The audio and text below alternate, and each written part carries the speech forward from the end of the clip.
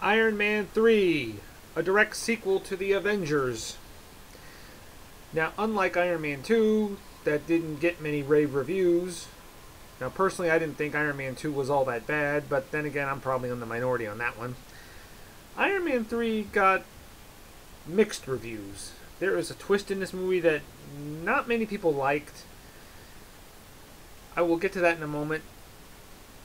But I will be giving some spoilers away. If you have not seen Iron Man 3 yet, although I'm pretty sure a good majority of you have, but if you have not seen Iron Man 3 yet, I would suggest you not watch this review because we'll be giving some spoilers away, alright? Tony Stark is having panic attacks after the events in the Avengers. He throws himself in his work, invents a device that helps him control the Iron Man armor with his mind. I mean, he could just control it just by thinking, which is pretty cool. He has to deal with a terrorist known as the Mandarin, played by Ben Kingsley. And after attack on one of his bodyguards, played by Jon Favreau, Tony makes the big mistake of giving the Mandarin his address, and the Mandarin pretty much destroys his house. Separates Tony from Pepper. And now he finds refuge. Tony and his new Iron Man armor find refuge in a small town where he meets a kid who is pretty much a young Tony Stark in the works, and helps him out and all that stuff while Tony tries to uncover who the Mandarin is and the plot behind this conspiracy. Okay, time for some spoilers now. The Mandarin is actually a decoy. He's a fake. He was a decoy used by Aldrich Killian, played by Guy Pearce, who has the power to generate a lot of heat, and he has superhuman strength. A little bit stronger than Iron Man. And he also has followers too who has the same powers. Now, this twist works because it just shows how we view evil in our own way. I mean, evil is not what it really appears to be.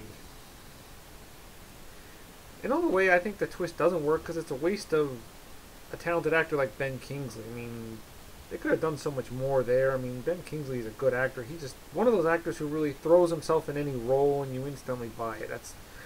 It's a shame. Not that Guy Pearce wasn't good in his role. He was very good as the villain. I mean, he seemed to be enjoying himself. I mean, Don Cheadle was good too as Rhodey Rhodes, Iron Patriot. I like the Iron Patriot suit. He says in the film he tries to send off a good message to the people. I like he's given more to do here. But what I didn't like is that the Iron Patriot suit disappears in the next Avengers film, Age of Ultron. I'm like, was there an explanation for that? Maybe there was, but I missed it. And action scenes were pretty good. I mean, I know a lot of people didn't. Other people didn't like this movie because you don't see Tony Stark in the suit.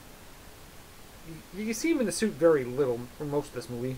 I think the reason for that was they were trying to show that Tony was more than just the suit. There was more to the suit than just Tony. I mean, it shows he was trying to not use the Iron Man armor to get out of these situations. He has to rely on his intelligence. I like his scenes with the kid was pretty good. It's not really a mentor-like relationship, but it's more like Tony's. That's like his little brother who he likes, but sometimes gets really annoyed with for the most part, which I thought was good. Action scenes were good. It proves the filmmakers were trying to up their game after the events of the Avengers. They were trying to up it up, and they really upped it up good. I love the battle scene with the suits in the end, which was pretty good. Jon Favreau chose not to direct it this time. He left directing duties to Shane Black, which I missed a little bit of Jon Favreau's directing. I like the running gag his character likes downtown having And there's also another running gag. The Mark 42 keeps getting wrecked. I did like this movie. I thought it was... I like the idea it tries to be a standalone movie. I give Iron Man 3 a 9 out of a possible 10. Bye-bye.